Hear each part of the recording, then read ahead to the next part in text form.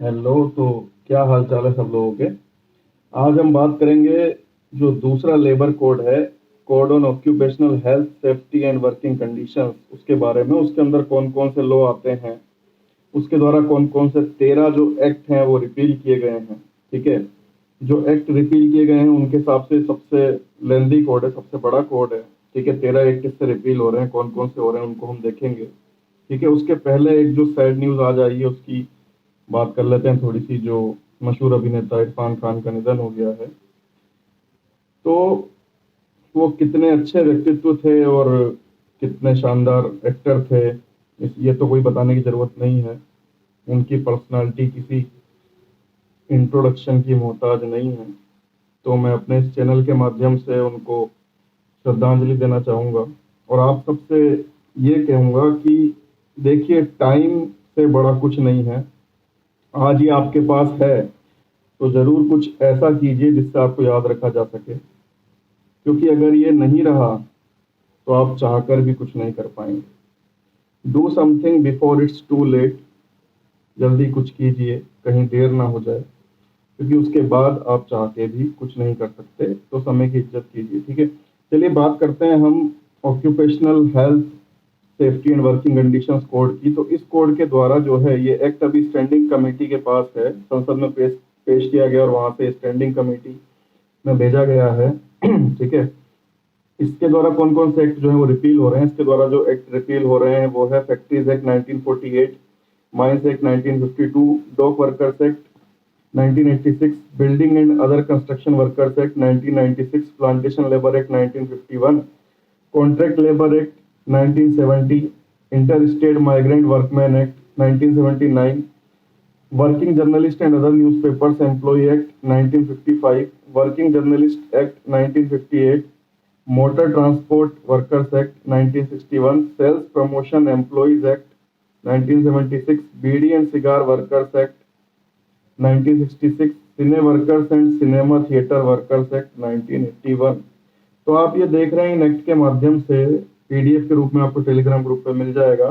जल्दी जल्दी मैंने बोला, आप ये समझिए कि इस एक्ट के द्वारा सारे जिस भी कैटेगरी के वर्कर्स थे सबके लिए एक्ट जो है वो रिपील हो रहे हैं। और लास्ट यही रहेगा, ऑक्यूपेशनल हेल्थ सेफ्टी और वर्किंग कंडीशन की जब भी बात की जाएगी, क्योंकि इसमें बीड़ी सिगार से लेके sales promotion, motor transport, journalist, ठीक है, माइग्रेंट वर्कर, कॉन्ट्रैक्ट लेबर, हर एक एरिया को ये टच कर रहा है।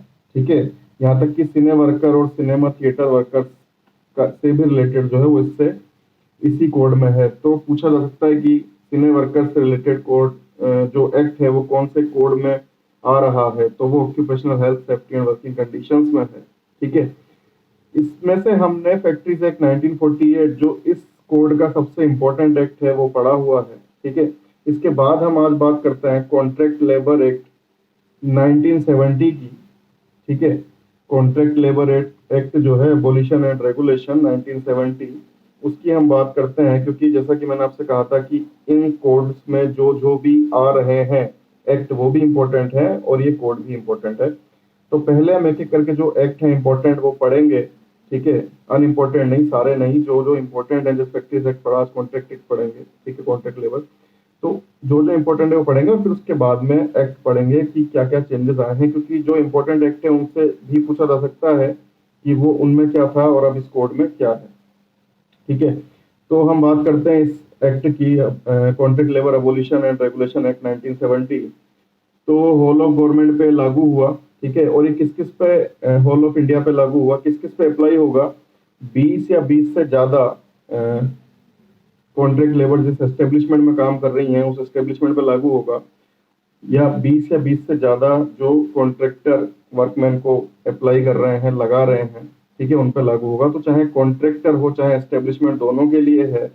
जहाँ पे 20 से ज्यादा पिछले 12 महीने में कॉन्ट्रैक्ट लेबर थी उस एस्टेब्लिशमेंट पे, और जिस भी कॉन्ट्रैक्टर ने 20 से ज्यादा पिछले 12 महीने में एम्प्लॉय किया है, लगाया है वर्कमैन को, माइग्रेंट, इसको कॉन्ट्रैक्ट लेबर को, उन दोनों पे लागू होगा।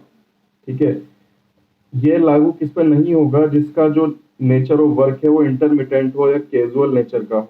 ठीक है, अब ये इंटरमिटेंट है या कैजुअल नेचर का है, कौन डिसाइड करेगा, अप्रोप्रिएट गवर्नमेंट डिसाइड करेगी।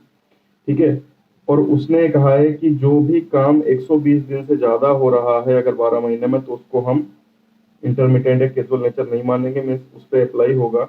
अगर सीजनल कैरेक्टर का है तो 60 डेज से ज़्यादा चल रहा है उस पर भी अप्लाई होगा, ठीक है। तो सीजनल कैरेक्टर का अगर है तो 60 डेज से कम होगा तो अप्लाई नहीं होगा, और पेरेनियल कैरेक्टर का यानी चलने वाला है तो उसमें 120 दिन से ज़्यादा अगर ही चल रहा है तो उसको माना जाएगा, उस पर अप्लाई होगा, उससे कम पे नहीं होगा, ठीक है।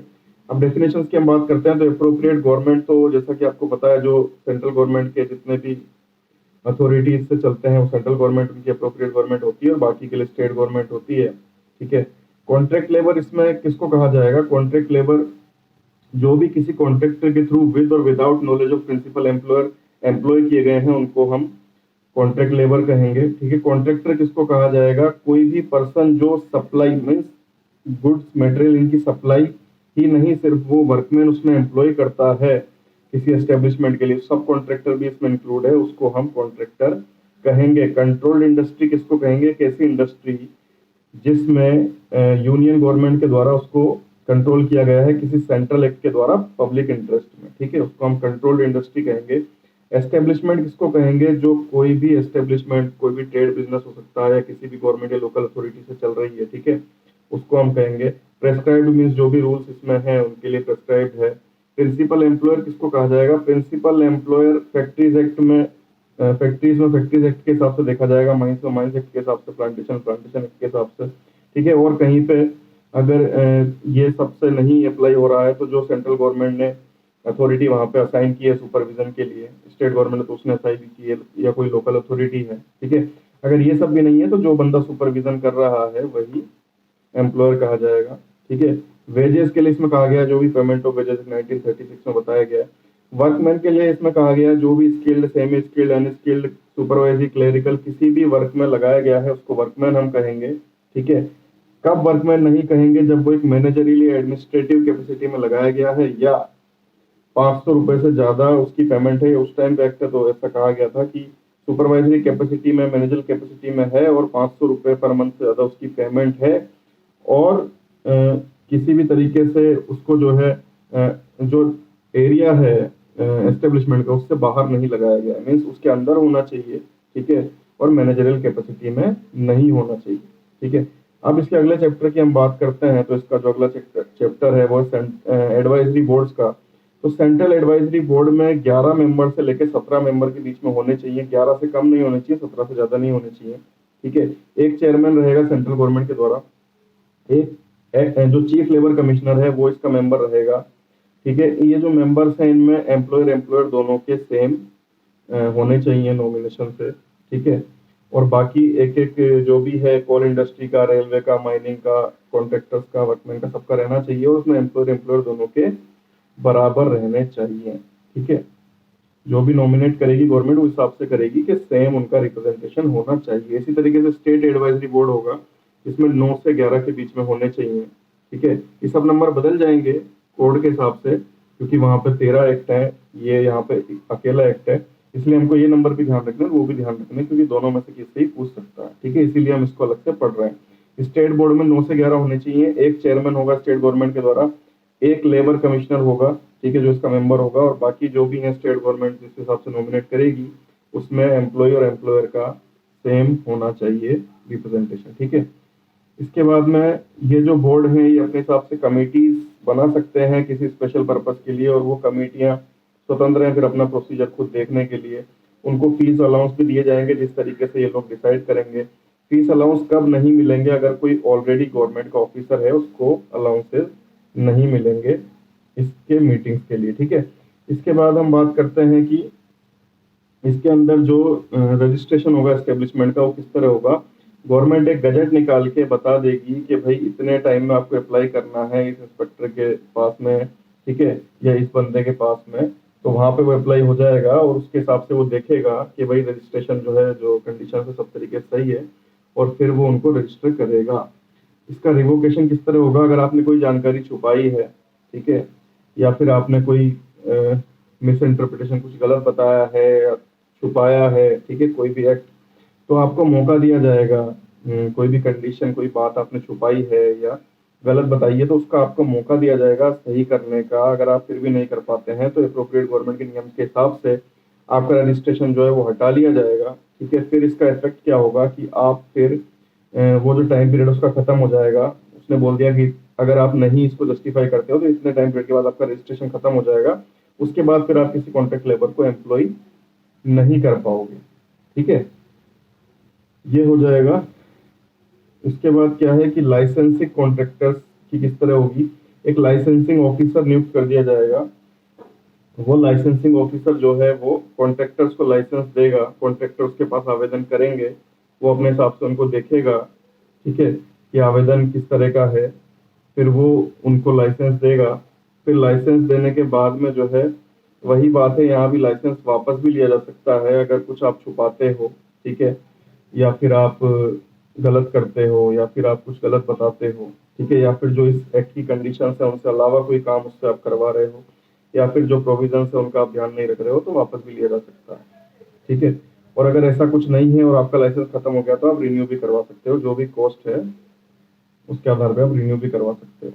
ठीक है, तो रिवोकेशन, सस्पेंशन, अमेंडमेंट, ये सब कुछ इसमें हो सकता है आपका जिस तरह का है। ठीक है, दोबारा भी आपको दिया जा सकता है अगर सब कुछ सही रहता है।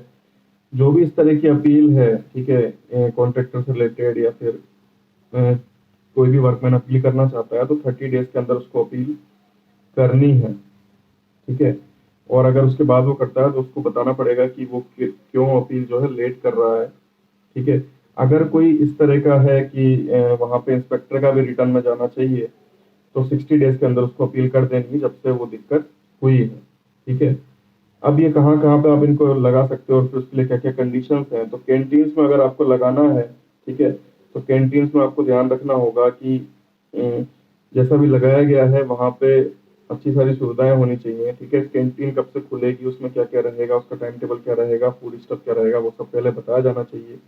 रेस्ट रूम है तो रेस्ट रूम में रेस्ट रूम उनको कैसा प्रोवाइड करना चाहिए। ठीक है, और उनके लिए क्या क्या सुविधाएं होनी चाहिए, नंबर ऑफ रेस्ट रूम्स क्या है। ठीक है, पानी की सुविधा, टॉयलेट, वॉशरूम, ये सब जो है प्रॉपर वॉशिंग फैसिलिटीज सब वहाँ पे दी जानी चाहिए। फर्स्ट एड फैसिलिटीज होनी चाहिए, फर्स्ट एड बॉक्स जो है रखना चाहिए कॉन्ट्रैक्टर को वहाँ पे। ठीक है, ये सब कंडीशंस करनी चाहिए। अगर ये सब काम जो है नहीं कर पाता है कॉन्ट्रैक्टर, इस तरह की किसी भी चीज में दिक्कत वो करता है, तो फिर ये प्रिंसिपल एम्प्लॉयर के ऊपर आ जाता है कि उसको करना है, भले वो पैसे काट लेगा। अगर कॉन्ट्रैक्टर ये एम्यूनिटीज उपलब्ध नहीं करा रहा है तो प्रिंसिपल एम्प्लॉयर को करानी है, और फिर वो पैसा जो है कॉन्ट्रैक्टर से किसी भी रूप में वसूल सकता है, उसके कॉन्ट्रैक्ट के तहत या फिर और किसी पेमेंट में वो उससे वसूल सकता है। इसी तरह बात पेमेंट ऑफ वेजेस पे है। अगर पेमेंट ऑफ वेजेस नहीं कर रहा है कॉन्ट्रैक्टर टाइम पे जो उसको प्रेस्क्राइब है, तो फिर प्रिंसिपल एम्प्लॉयर कर सकता है, और साथ में उसको बता देना है कि मैंने किया है, और उससे वसूल सकता है। ठीक है, पेनल्टीज इसमें किस तरह की हैं। अगर आप किसी इंस्पेक्टर के काम को ऑब्स्ट्रक्ट करते हो, मना करते हो, ठीक है, या फिर विलफुली रिफ्यूज कर देते हो कि ये काम मैं नहीं कर रहा हूँ, या बाधा पहुंचाते हो, दोनों ही केस में आपके 3 महीने की जेल और 500 रुपए तक का जुर्माना हो सकता है, या दोनों। ये कंडीशंस भी बदलने वाली हैं कोड में, लेकिन हमको ध्यान रखना है क्योंकि इस एक्ट में क्या कहा गया है। ठीक है, जो कॉन्ट्रावेंशन है provision regarding employment of contract labour, उस केस में जो है आप पे ये जो सजा है वो आपकी 3 महीने तक और आपका जुर्माना 1000 रुपए तक हो सकता है। अगर आप फिर से गलती करते हैं तो पर डे 100 रुपए के हिसाब से जुर्माना बढ़ता जाएगा। ठीक है, अगर आप और किसी प्रोविजन को इस एक्ट के जो है नहीं मानते हो तो 1000 रुपए का जुर्माना, 3 महीने की जेल, या दोनों हो सकता है। कंपनी उस टाइम पे जो भी पावर में थे सारे लोग, उनको माना जाएगा। ठीक है, सबको गिल्टी माना जाएगा।